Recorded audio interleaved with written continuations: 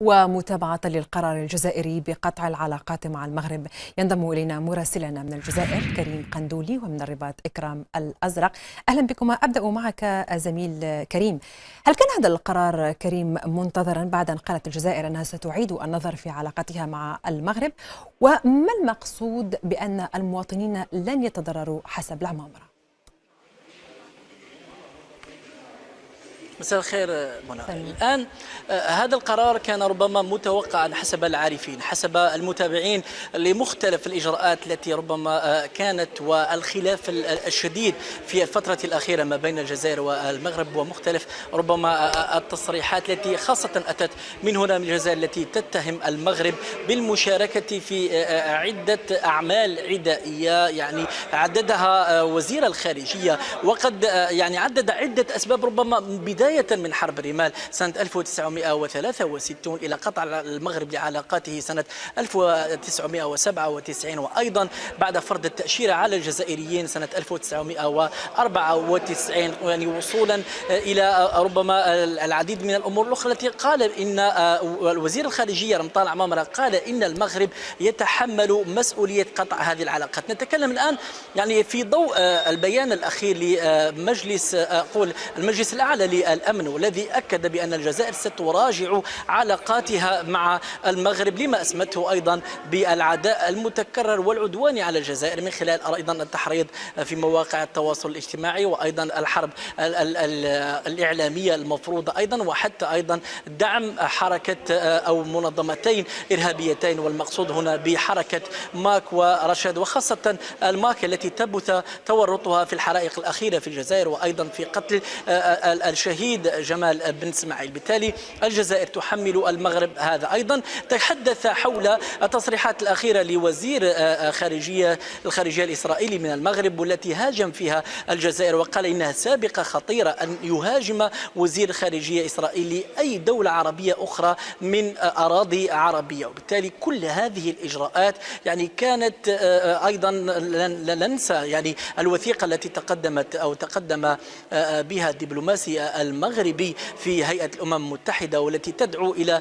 انفصال منطقة القبائل. بالتالي الجزائر لم تتساهل مع هذا. أيضا وزير الخارجية تكلم يعني مرارا حول أن الجزائر يعني طالبت بتوضيحات منذ تلك الفترة التي كانت يوم 16 من يوليو، لكن لم يأتي الرد. بالتالي كان منتظرا وفق يعني تدرج هذا الخطاب على أن الجزائر ستتجه إلى أخذ إجراءات ربما ممكن تكون يعني تؤثر، أو يعني الكل ربما كان ينتظر تخفيض المستوى الدبلوماسي، لكن يعني القرار هكذا بغلق أو أقول بقطع العلاقات الدبلوماسية يعني ربما كان مفاجئا بالنسبة لكثيرين، ولكن الخطوات كانت واضحة بأن الجزائر يعني كريم، أنت تحدثت على المستوى السياسي وقرار هام جدا. كريم، ماذا قبل أن نذهب إلى إكرام، ماذا عن المستوى الشعبي، ماذا عن المواطنين المغاربة المقيمين في الجزائر؟ هل رصدتم أي ردود فعل حتى من الجزائريين أنفسهم على هكذا قرار؟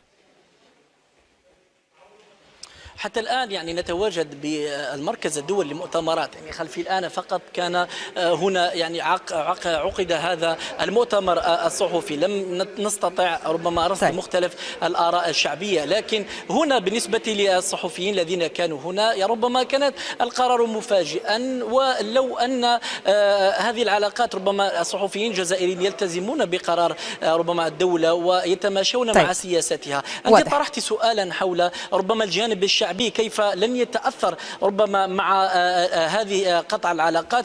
أكد وزير الخارجية بأن ربما التمثيل الدبلوماسي سيقتصر فقط على الإجراءات الإدارية. هنا القنصليات لن تغلق، وربما طمأن وزير الخارجية مختلف يعني الرعايا الجزائريين المتواجدين في المغرب، وأيضا الرعايا المغربيين المتواجدين في الجزائر، على أن أمورهم الإدارية ستبقى في انتظار ربما الرد كيف سيكون من طرف المغرب. لكن هذا وقال الجزائر. دعنا نتعرف شخصيا سؤالا على ذلك مع إكرام وزير الخارجية. دعنا نتعرف على ذلك مع إكرام من الرباط. إكرام، أهلا بك. إكرام، الحدود مغلقة بين البلدين منذ التسعينيات، وأيضا العلاقات فاترة بين المغرب والجزائر. هكذا قرار كيف كان صداه لدى المملكة المغربية؟ هل من بيانات صدرت؟ وماذا عن الجزائريين المتواجدين أيضا في المغرب وهم كثر؟ هل من ردود فعل؟ هل رصدتم أي شيء؟ نعم منى، لحد الساعة لا يوجد أي رد رسمي من الجانب المغربي. رد أو قرار الجزائر بقطع العلاقات مع المغرب هو بحسب الشارع السياسي هو رد لليد الممدودة التي أشار إليها العاهل المغربي الملك محمد السادس في خطاب العرش. الجزائر والمغرب وكما ذكر العاهل المغربي أنهما توأمين يتقاسمان كل شيء في الثقافة، في الأصول، على مستوى العائلات، على مستوى علاقات اجتماعية كبيرة. إضافة في المقابل أن العلاقات الاقتصادية منقطعة ما بين المغرب والجزائر منذ سنوات.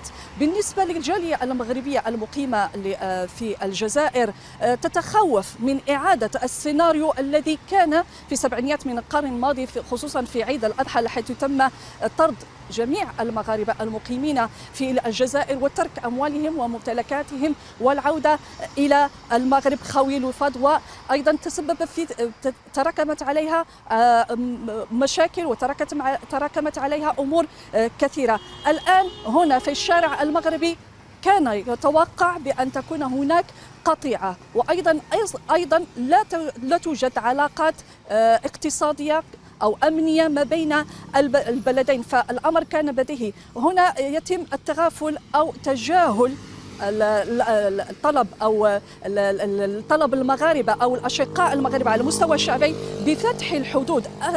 يعني أكثر من يريد فتح الحدود هم الشعبين المغربي والجزائري، لما يربطهما علاقات أخوية، علاقات أسرية، علاقات عائلية، وهناك عائلات متضررة تريد فقط فتح الحدود لأجل يعني دواعي إنسانية.